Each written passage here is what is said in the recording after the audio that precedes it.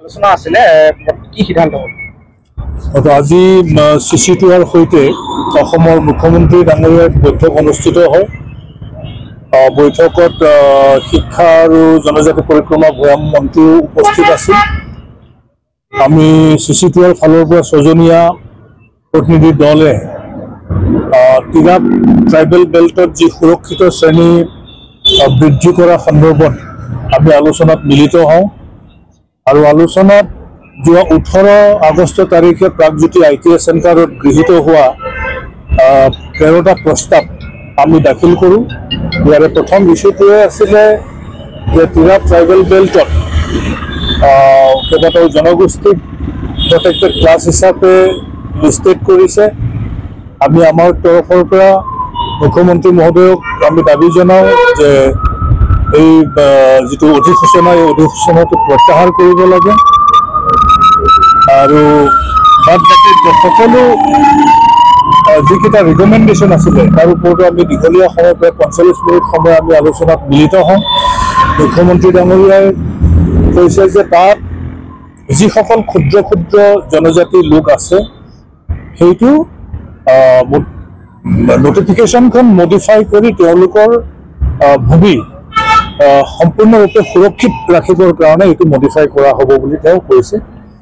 আৰু আজিৰ এই আলোচনাত আৰু এটা কথা আমি কৰিছোঁ যে বৰ্তমানে অসমত চলি থকা যি উচ্ছেদ বিভিন্ন গভৰ্ণমেণ্ট লেণ্ড বা ফৰেষ্ট লেণ্ডত যিটো উচ্ছেদ চলি আছে সেই লাইনতেই ট্ৰাইবেল বেল্ট ব্লকতো উচ্ছেদ কৰিবৰ কাৰণে আমি দাবী সাব্যস্ত কৰিলোঁ আৰু এইটো আমি পিন পইণ্টবিলাক তেখেতক দিব লাগিব, ক'ত ক'ত এনক্ৰচমেণ্টবিলাক আছে আৰু স্পেচিফিক পিন পইণ্টবিলাক দিলে ট্ৰাইবেল বেল্ট ব্লকতো এভিকশ্যন হ'ব বুলি তেওঁ আশ্বাস প্ৰদান কৰিছে আৰু আমাৰ ফালৰ পৰা এই পিন পইণ্টবিলাক আমি যোগান ধৰিম।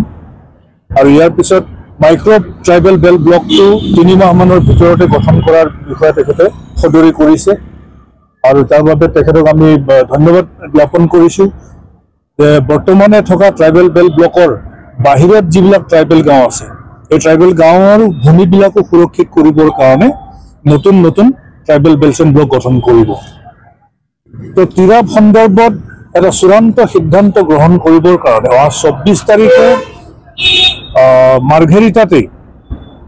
মাৰ্ঘেৰিটাৰ যিবোৰ দল সংগঠন আছে ট্ৰাইবেল বা Singpho national council, Tangsa national council, Chema national council বা Singpho students union, Mantai speaking students union, Tangsa students ইউনিয়নৰ নেতৃবৃন্দৰ লগতেই CC2R নেতৃবৃন্দ আৰু মুখ্যমন্ত্ৰীৰ মাজত এলানি আলোচনা তাতে অনুষ্ঠিত হ'ব মাৰ্ঘেৰিটাত 24 তাৰিখে আৰু 24 তাৰিখৰ আলোচনাত আমিও অংশগ্ৰহণ কৰিম আৰু সেইখন সভাতেই তিৰাপ ট্ৰাইবেল বেল্ট সম্পৰ্কত চূড়ান্ত এটা সিদ্ধান্তত আমি উপনীত হ'ব পাৰিম।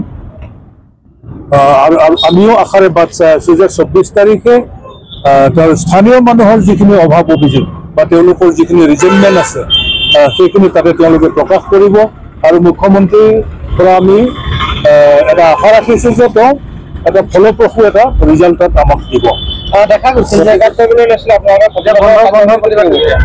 বন্ধ ইতিমধ্যে ঘোষিত বন্ধটো উদ্ৰ কৰিবৰ কাৰণে আমি স্থানীয় সংগঠনসমূহক আমি আহ্বান জনাইছোঁ কাৰণ এই বন্ধটো ট্ৰাইবেল সংঘই দিয়া নাছিল। এই বন্ধটো Singpho national council, Tangsa national council, Chema national council, Chema students union Tangsa আৰু চিংফো ষ্টুডেণ্টছ ইউনিয়নৰ লগতে মানটাই স্পিকিং ষ্টুডেণ্টছ ইউনিয়নে দিছিলে। Autonomous district demand committee Tirap তেওঁলোকে এই বন্ধটো দিছিলে। আমি তেওঁলোকক আহ্বান জনাইছোঁ যিহেতু মুখ্যমন্ত্ৰীয়ে আলোচনাত মিলিত হ'বলৈ আগ্ৰহ প্ৰকাশ কৰিছে আৰু সমস্যাটোৰ এটা মীমাংসা কৰিব আগবাঢ়ি আহিছে, গতিকে তেখেতৰ সেই আগ্ৰহৰ প্ৰতি আমি সন্মান জনাই প্ৰস্তাৱিত বন্ধটো উদ্ৰ কৰিবৰ কাৰণে আমি স্থানীয় সংগঠনসমূহক অলপ আগতে আমি অভাৰ টেলিফোন আমি আহ্বান জনাইছোঁ।